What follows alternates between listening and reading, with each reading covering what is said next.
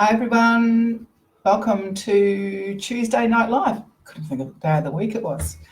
Hope you've had a really good week and faced some challenges or gotten through some or haven't, or whatever's happened for you, but I hope you've had a really good week. I wanted to talk tonight about drawing on a course and workshop that I taught some years ago called Let's Explore Your Soulology. I also used the content of that workshop in a workbook to create a series of podcasts called Soul's Journey, Remember Who You Are, and Soul's Journey, Soul Contracts and Karma, which are on my Podbean website. Now, if you wanted to go and have a look at them at the beginning of this Facebook Live, and when it goes to air at the finish, you'll see that there's an introduction and it has my Podbean website URL on there, so you can go and have a listen if you want to.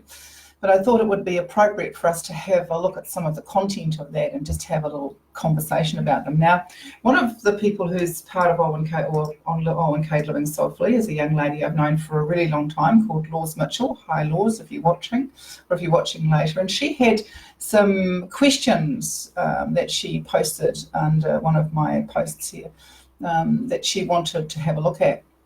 So I thought that I might have a wee look at a couple of those, just because they are part of the content of the Soul's Journey, Remember Who You Are podcasts. I'm just going to look at one in particular, or two in particular, which I think is really interesting. The one that she talked about was, what about self-forgiveness? And the other one is about letting go past fragments of yourself. Now, these two subjects in themselves, we could fill a number of podcasts, but we won't go there at the moment. We'll just touch on them. And I think the one about self-forgiveness is really important. Forgiveness is one of those things that we treat with our human mind as being that we need to forgive someone else and they need to forgive us, and then we can all get on and play nicely together. Self-forgiveness is it's a much more soulful, I don't know what the word for it is. I suppose it's a more soulful practice from a much higher level when you understand how this all works. Let me explain to you. And John, just keep me on track here, because I do get a bit lost sometimes. Remind me where I started. It's my hubby Johnny. He's sitting here beside me. That's his hand, by the way. Okay, let's go back to the beginning of this whole process, that somehow we need to heal ourselves, that we're broken. I think we've got that idea that when we've forgotten who we really are. The church talks about us arriving here with original sin, and that we need to atone for those sins and we need forgiveness for those sins, which is, it's interesting, but it's the self-reliance, the self-responsibility part of that has been removed. In other words, do whatever you like, but then you can go and be forgiven for it. You can get absolution if you want to. Let's look at this from a soul's journey perspective. Let's look at it from the perspective that if you take into account reincarnation, and that we have lived in many different times in many different places, we've done all kinds of things. We're the villain, and we've been the villain, and we've been the good guy. Now, every good story needs a villain, and every good story needs a good guy. And then there's a whole lot of people in between. And as I talk about in the Soul's Journey podcasts, Shakespeare said, life is like a play, and all the men and women are merely players. And before we come here, we meet up with each other in spirit. Now, that sounds like a really strange concept, doesn't it? That somehow, before we all came here, in the different times that we all arrived, in different places we arrived, that we would somehow meet up in this kind of invisible place, and we would have a chat and a conversations about who was going to do what, and who was going to play what role, and what we were going to do together. And that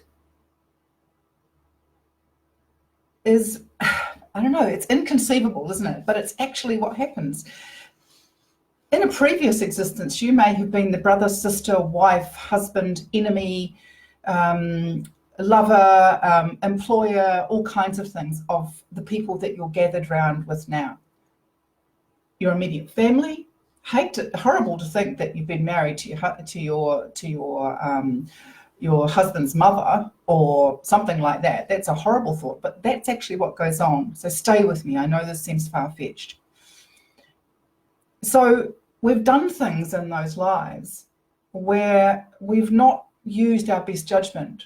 We've had choices and we haven't made good choices, okay? And if you've ever said to yourself, if I had my life over, I wish I had my life over, I would do things differently. If I just knew then what I know now. The amazing thing about the soul's journey through lifetimes is that we get to do that. That's exactly what this is about. There are many names for this original sin. We call it karma, we call it fate, we call it kismet, we call it whatever, that we somehow meet up or things happen or whatever, coincidence, but there's no such thing. And so if we come back to this whole idea of self-forgiveness, we come here and we meet up and we play out these scenarios. Some of them are absolutely beautiful and by human terms, and we think they're wonderful, and others of them are just nightmarish, and we think, what is this about? Well, I know through my Light Path journey work, for all these years of having worked with people, is that what can seem to have been a nightmarish life can, in some instances, and often in most instances, be that we are looking to experience something from the other side, that we have done something to someone in a way that left them bereft or unhappy or sad or committed a crime or whatever it was, and in this lifetime we are experiencing that from the other side. The really empowering thing about that is that we chose this, that we chose to come here and do this. And why would we do that? Why would we choose to come into this terrible life? Well, it's not a terrible life. It gives us the opportunity to experience something from the other side. Now, that can happen in this lifetime too. We can have situations where we have had something really awful happen to us and we really didn't like that and it didn't feel nice. And we think we would never do that. But then we can go and do something unconsciously to someone else and have done the same thing and not even realize that we were doing it. The key word in there is unconscious. If we were conscious, if we were aware, if we had our empathy on full power, we would be so aware of what our actions would be that we wouldn't act in a way that would cause that kind of pain to another. And that self-forgiveness is about us being unconscious, asleep, unaware.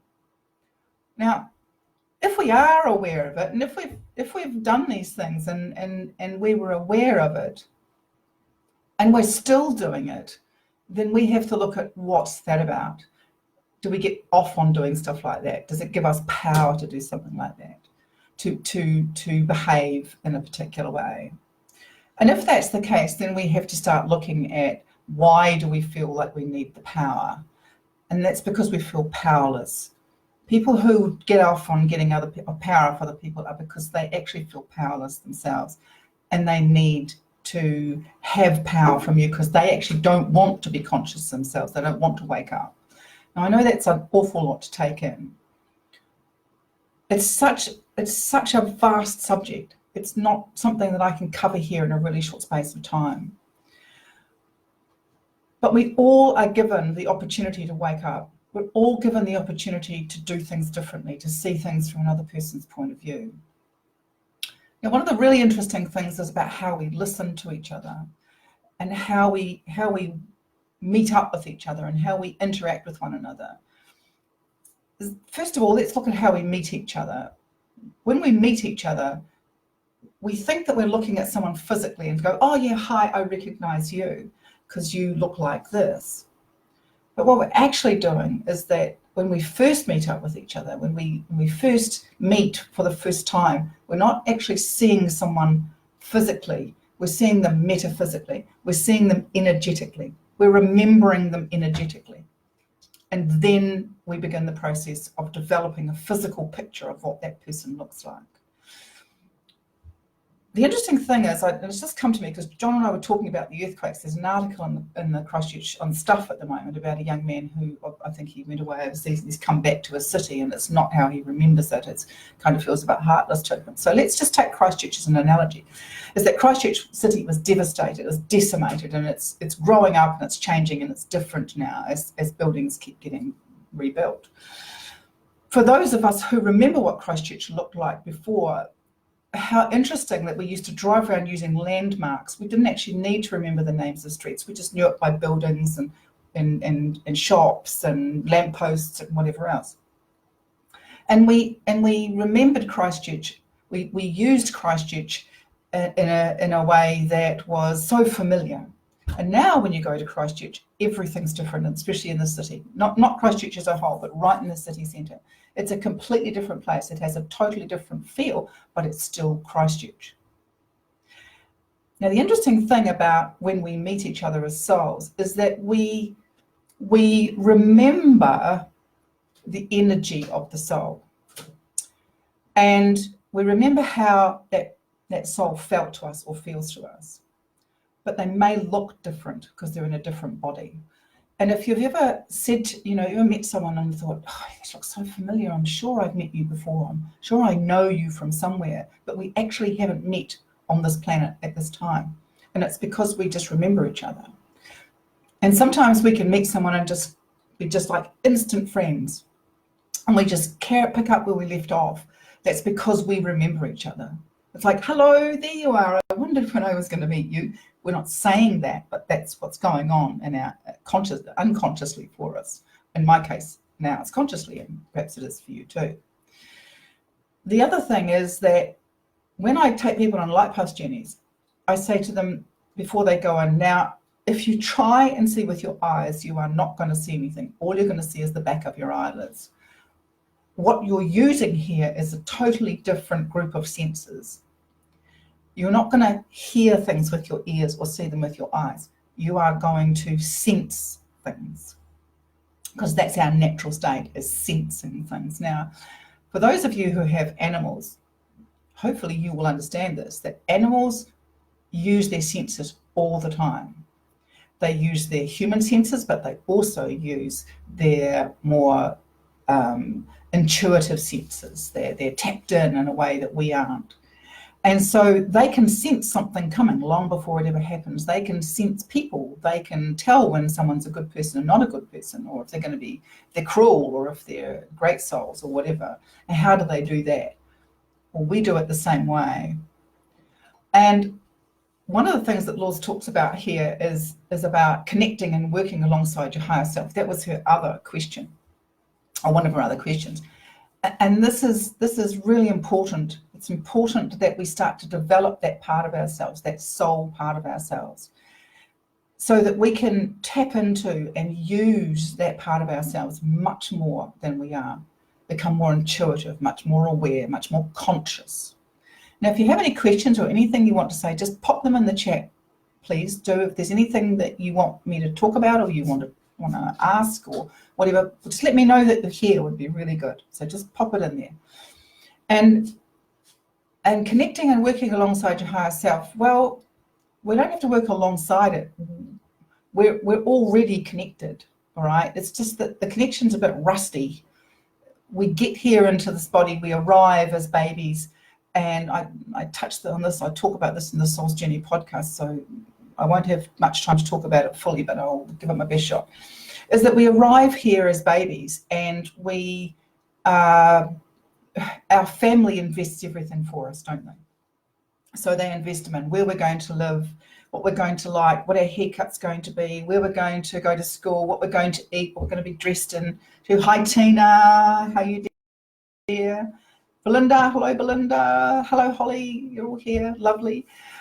Yeah, they invest everything for us, and whether we have to go along with that. Now, we may not have been raised by our parents, we may have been raised by someone else, but whoever raises us, they invest everything for us. And so I know from experience, my own experiences, and that's all I can talk about, and my clients' experiences and students and people I've worked with, is that, and I've done a lot of research on this, is that we all, as children, as babies, saw spirit. We all had past life memories. We may have been playing alongside invisible friends, and we would say these things to our parents. And because our parents weren't, they were conscious and remembered who they were, and or had a belief in past lives, or that the soul had any life beforehand or afterwards, they would sort of drive it off as nonsense, and they would say things like, oh, overactive imagination, or, you're just making that up, or whatever it was that your parents said. My mother always said I had an overactive imagination, and I'm very grateful for that overactive imagination, because it's actually helped me in lots of different ways. But they would do that, and so we would kind of shut off and go, oh, it's probably not good to actually say that I see people in my room, or that I remember myself being somewhere else as a different person with a different name with different people, and I don't know I'm not sure what I'm doing here, and so as we grew up, and especially when we went to school, it's not fun to go to school and have an imaginary friend, or to say that you were a sailor on a rigging ship in a previous life, or any of those other things, because you'll get squashed like a bug. So we shut that part of ourselves off. Now, as we grow older and then we get into our teenage years, we start to question the tribe. We start to sort of question their beliefs. We're looking at it. We're looking to see if we actually believe that or not. And all teenagers rebel. Even if you don't outwardly do it, we inwardly begin this process of going, do I believe what my tribe believes? Do I go along with that? Now, some kids go to absolute extreme and start hanging out with all the types of people that their tribe would never associate with. They start doing things that are completely contrary to the tribe. And they also, and well, I've been a teenager, you've all been teenagers, maybe there are some teenagers here, or you will have had them, or they're coming, paint their room green and dye their hair black, or whatever else it is our way of looking at our tribe and going, do I actually want to continue in these tribal beliefs, or do I want to make my own? The problem is that when people start to do that, the tribe kind of goes, oh, no, you can't do that, you can't do that. What will people say? That's not how we do things in our tribe. You run the risk of being tossed out of the tribe if you start behaving in ways that the tribe doesn't like. And so a lot of people conform. So they might go through that period, but then they'll come back into the tribal ways a bit more. And then later on in life, we start to think, well, actually, I really don't feel comfortable. I don't feel right. This is not who I really am, but these are words I'm saying consciously. You're drawing on the walls with pastels, Jo, covering a whole room. It's Jo, my daughter. Hi, Jo.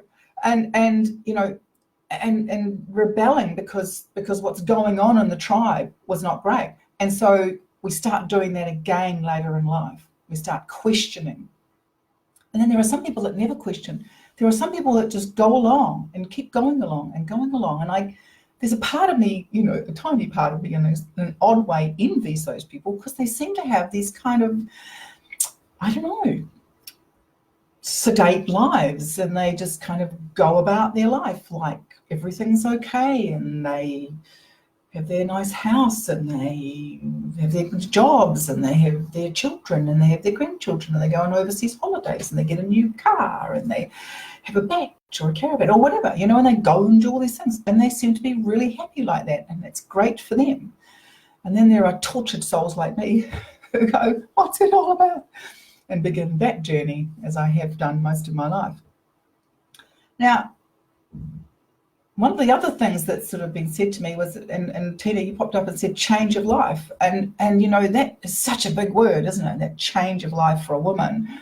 It's a bodily thing, but it's also a mind, an emotional and soulful thing, like empty nest and all those other things.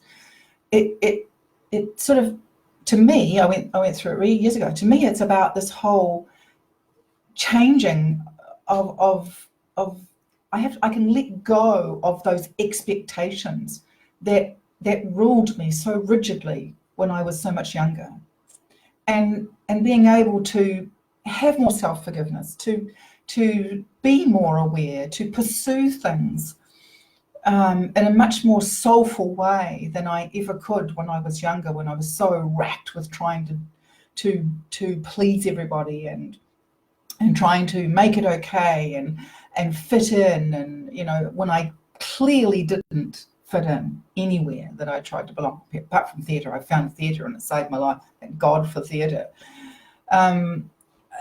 So that self-forgiveness thing that Law's asked about, we have certain stages in our lives when we can begin that. Hello, Carolyn Fletcher, darling. How are you, gorgeous woman? We have those stages in our lives when we're allowed to stop and exercise some self-forgiveness and connect with that part of ourselves. Let me just explain about the higher part of ourselves in here. Now, we don't bring everything with us when we come here. We have to leave a part of ourselves in spirit. Otherwise, we'd have nowhere to go home to. Nothing to be connected to. It's very important that we do that. And some people bring so much of their soul self here that they just struggle to fit in. Now, you probably know some people like that. I do. They have great difficulty fitting in here. And they are just connected to something so huge, and they're bringing in stuff, and it blows their mind. It literally blows their mind if they have way too much of themselves here. And then there are some who don't bring enough, and there's degrees of enough. Is that they can go into this sort of shut down dark space and not be able to get themselves out of it because they haven't got enough of themselves here. A part of this work that I do or have done is to help people to reconnect with that higher part of themselves so that they can either let go more home or bring more in. And what John and I are working on at the moment is a new chakra meditation, and it does exactly that. It helps you to reconnect. Our chakra system, for those of you who don't know, is these points in the body. There's above your head, they're like discs, energy discs, here at your crown, your third eye, your throat, your heart, your solar plexus above your navel, your sacral below your navel, and your root chakra at the base of your spine. And I use the two of them in the feet and the balls of the feet to do this chakra meditation. And what it does is that it opens them up, because when they start shutting down, we get really big problems. We get really sick, and we start having all kinds of things going wrong. Then we start taking pills, and then we start having ops, and then we start doing other things. If we keep them open and keep them flowing and keep ourselves connected, because the chakra system is where the soul attaches to the body, okay? It's where the soul connects to the body. Now, I don't know if any of you have actually been with anyone when they're going through what I call the conscious dying process. The conscious dying process, my belief in that is that we go through a long period of time until we eventually leave the body. The unconscious process of dying is you're gone. Heart attack, die. Accident, die. Brain bleed, die. That kind of death. That's what I call unconscious death. It's sudden. You're aware of it from a soul level, of course you are, but from a physical level, it just happens so quickly. But let's talk about the conscious process. Is that if you notice anyone who is going through the process of dying, is that they eventually get to the stage where they are in bed, they can't move, they have no use, they don't use their legs, they're shutting off from the bottom up, okay? And what's happening is that the chakra system is shutting down because they're going home, they're sending all their energy home. And this whole process of us connecting to that higher part of ourselves so that we can make adjustments is extremely important. It's important for our mental well-being, our emotional well-being, our physical well-being, and our spiritual well-being. Now, if our spiritual well-being is intact and it's working really well, all of the other things will do too. And people say, I'm very spiritual. I do it myself. I'm spiritual. But I forget to do my practices. And I did a chakra meditation for myself recently. And I was just like, oh my God, Owen, you really need to do more work here. Practice what you preach. And I was amazed at what I saw. I was amazed at what was there. Maybe I'll leave that for another one and I'll explain to you what I actually saw when I was in there. I'll just give you a tiny taste, is that one of my chakra, for instance, was what I had done is I built a metal self around it. I encased it in metal. And I'm sure there were people watching this. I've had some interesting comments since I started posting stuff and boosting it for people who think I'm, this is all wacko. But, I had like encased it in metal, and I had to break it all down so that I could get it back to being an energetic sphere of light, like a spiral galaxy. That's what it looks like to me, like a spiral galaxy spinning. And I'd done that, and it felt like that. I'd felt like that beforehand, like I was just so rigid and so locked up and so kind of stuck that I couldn't get myself out of it. And once I started that process, and I was amazed by what I saw, things started to flow. And I did some work with my dear friend Gail the other day. We did some work here, and I took her through the chakra work, and because she was really shut down. And by the time we'd finished, she was up and really flowing again.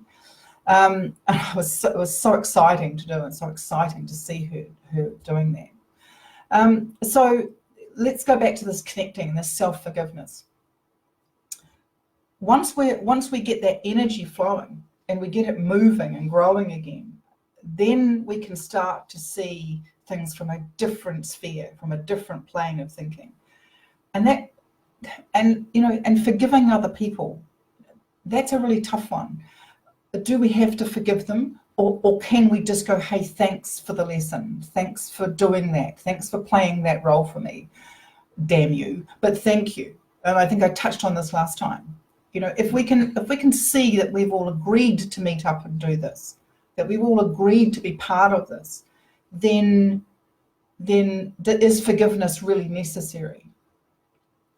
It's nice to hear those words. I forgive you. I love you. Thank you.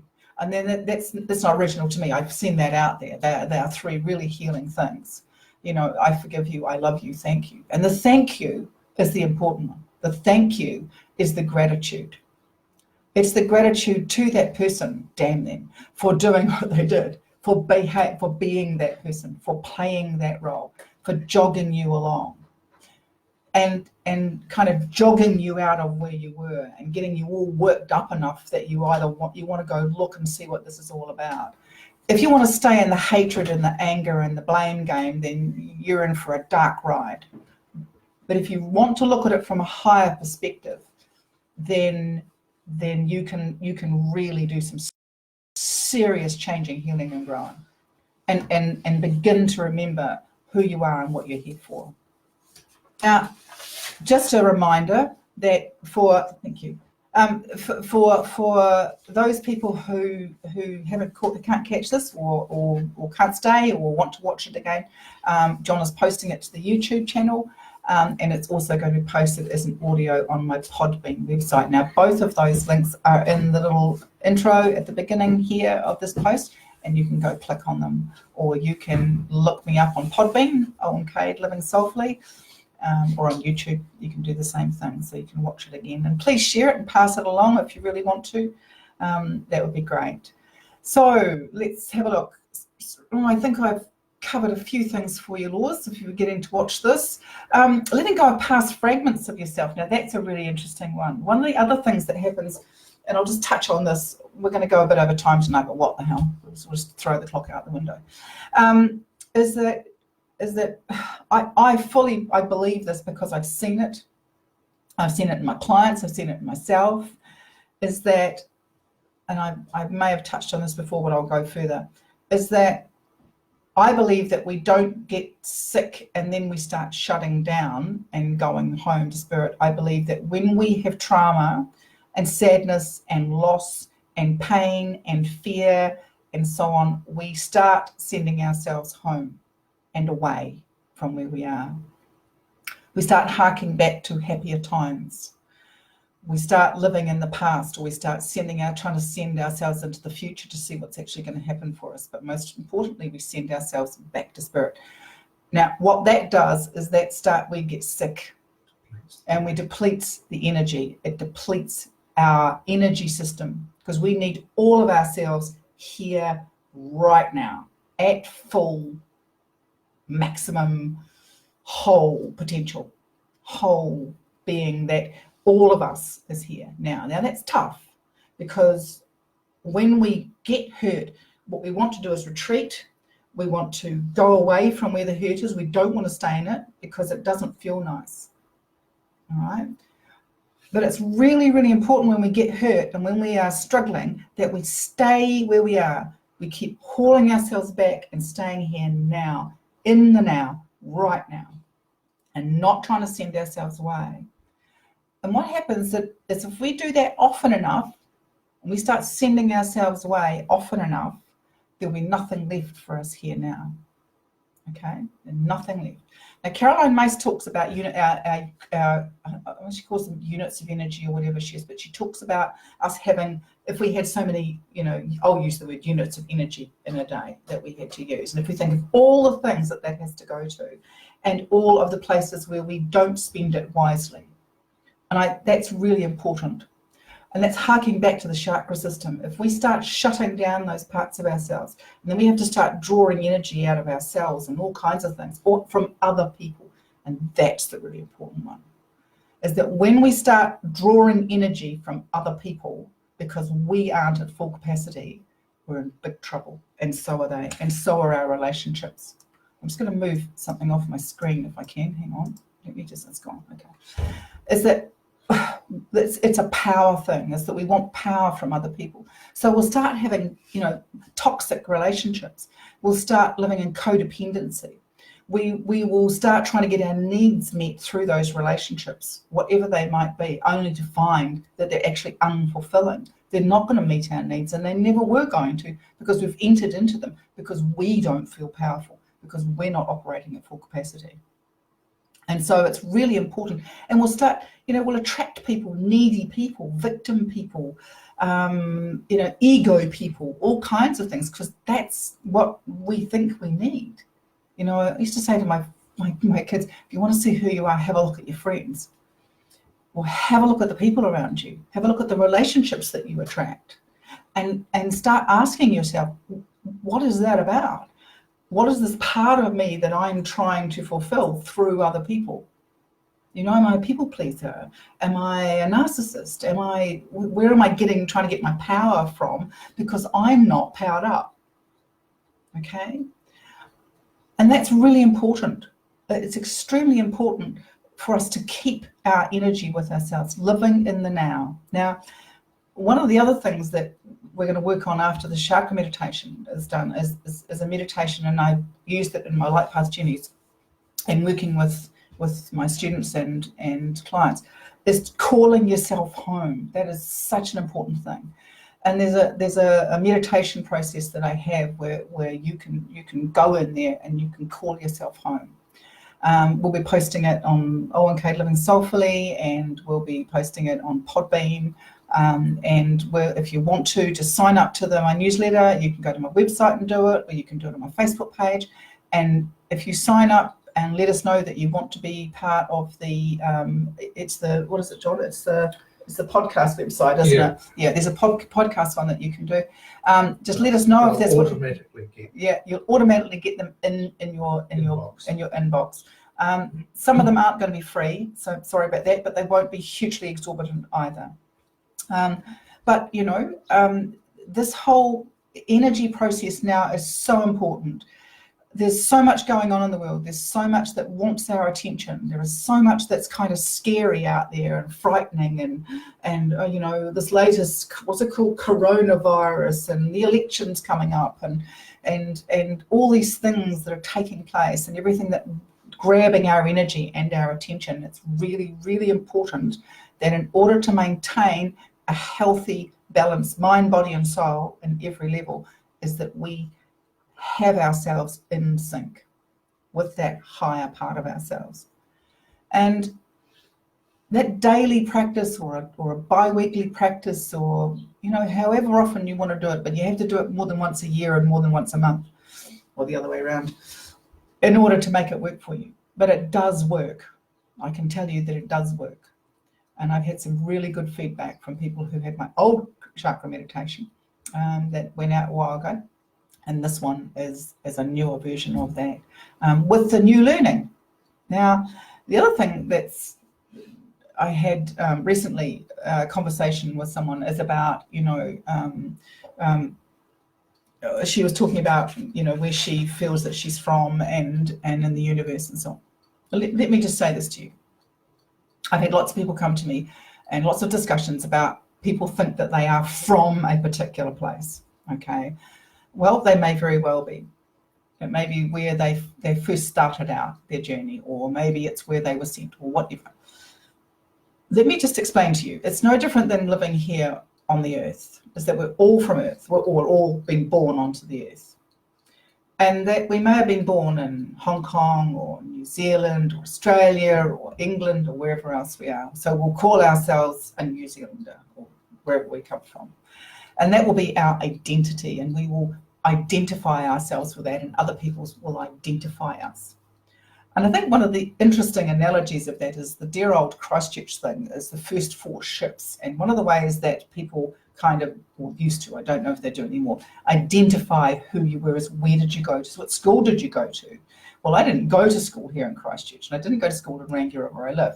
So I'm a bit of an oddball, and they don't, most people when they ask me that, if they're on a fishing expedition about how they're going to identify themselves and me, and will we have a relationship, is where did you go to school? Well, I tell them I didn't go to school here.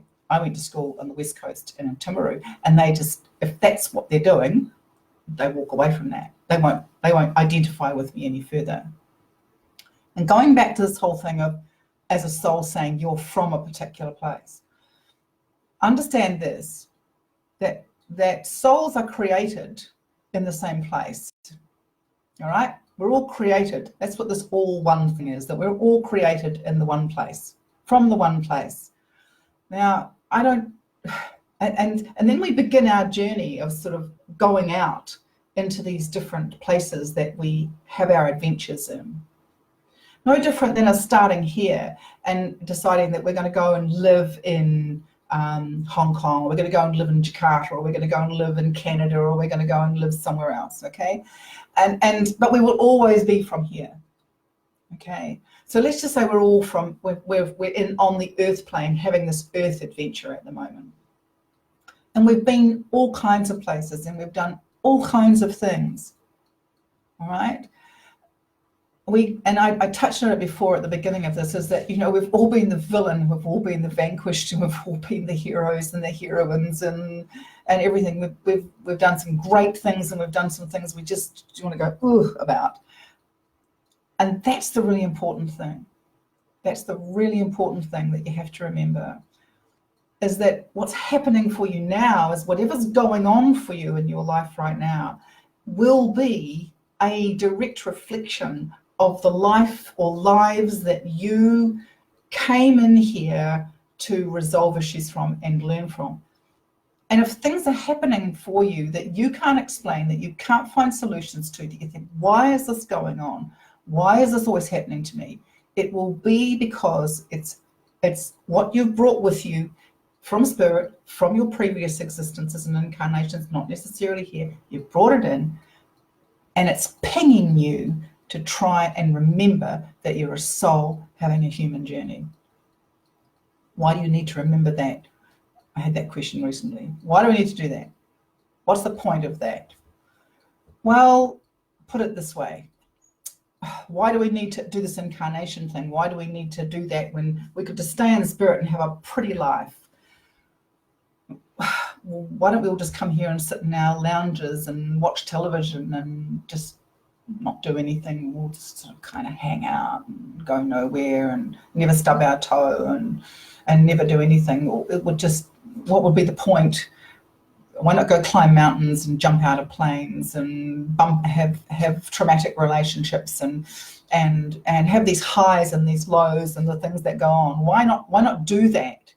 Because that's where the adventure is. Souls are adventurous beings. We love adventure. Even the adventure of coming from spirit, where souls hang out, to here is a great adventure. Even if all we do is sit in front of our TV, it's a great adventure. It's a totally different medium to where we've come from, where all we have to do is think and we can create something. You know, as we think it happens. We don't have bodies, so we don't have all these things that we have to do in order to brush our teeth and clean our hair and clothe ourselves and feed ourselves and house ourselves. We don't have to do any of that. And doesn't that sound idyllic? But if you lived like that for too long, you wouldn't learn anything. So that's a lot that I put out there tonight. I hope that there's something there for you. Like I said, go check out the podcast. There's a lot in there. There are, how many episodes of the podcast? There's 2 series. There's the Soul's Journey podcast, if you haven't had it already. And then there's the Soul Contracts and Karma. And that's a whole different kettle of fish. So go and have a listen, because there might be something there for you. owencade.podbean.com. owencade.podbean.com. John's just telling me, okay? Make sure you spell my name right, OLWYNNE. Some people don't. And you can go and have a listen. And I'd really love your feedback. I'd love to know what you think. I just want to thank you all for your lovely comments and for your liking things and so on. I really, really appreciate it. It's great to know that you're there. And there are some people who turn up here and turn up on my page regularly, and are friends and people that I know and love. Thank you so much. And I really, really appreciate it, because, you know, when we want to do something and when we want to start out and we're putting ourselves out there, we need the love and the support and the kindness and the understanding and the truthfulness, you know, and the reality and the genuineness of people who are around us. And just remember that that's returned, always returned. And I'm just a messenger message away, or a phone call, even a phone call. You know, I kind of grew up old school, where we gathered together physically and we phoned each other, and now we've kind of like, this kind of thing was science fiction, Star Trek. You know, I always reckon Gene Roddenberry he was a time traveler. He created Star Trek when he had desktop computers, and I haven't got my phone with me, handheld communicators, and a big screen where they all used to talk to each other, and sorry? Automatic doors. Automatic sliding doors. And here we are. But there's nothing quite like hearing a person's voice, and nothing quite like actually meeting up. So yeah, perhaps we should do more meeting up in person as a group. That would be great, wouldn't it? But for now, here we are. I'm really grateful for this medium, and I'm grateful for you turning up. Thank you so much. Look, please personal message me your questions or your ideas or your thoughts or whatever. Please do that. I'd really love to hear them. And let's just kind of, you know, work more and more on work this week. Just do it. If you feel yourself, if you're hurting or whatever, think about where you've left yourself. Where are you still walking the halls? Where are you taking yourself to? Bring yourself back to the now and sit and just let yourself be here and call yourself back, because it's so important. And when the meditation comes up, I'll let you know, okay? Go well, everybody. Lots of love to you. And let's keep going. We're not just going to do this for January. I'm going to do this on Tuesday nights for the next however long, because I'm really loving it, and I'm loving spending the time with you. And thank you all so much. Hello, Annie. Hello, Annie. Sorry. And Nigel. Hello. I just saw you. I hope I got everybody. I don't know who else is here. Lisa. Hello, Lisa. How you doing? Yeah, lovely to see you, darling. I'm not sure who else is here. There's quite a lot of other people here, but they haven't just popped up and said hello. So I don't know if you want to pop up and say hello. I hope there's no one I've forgotten. Lovely to have you. It's always so good to catch up with you. And we see each other on Facebook, and we comment and do all that thing. But let me know what you're doing and how I can support you and come along and spend some time with you on what you're doing. I look forward to that. All right. Go well for now. Lots of love to you all, and bye-bye.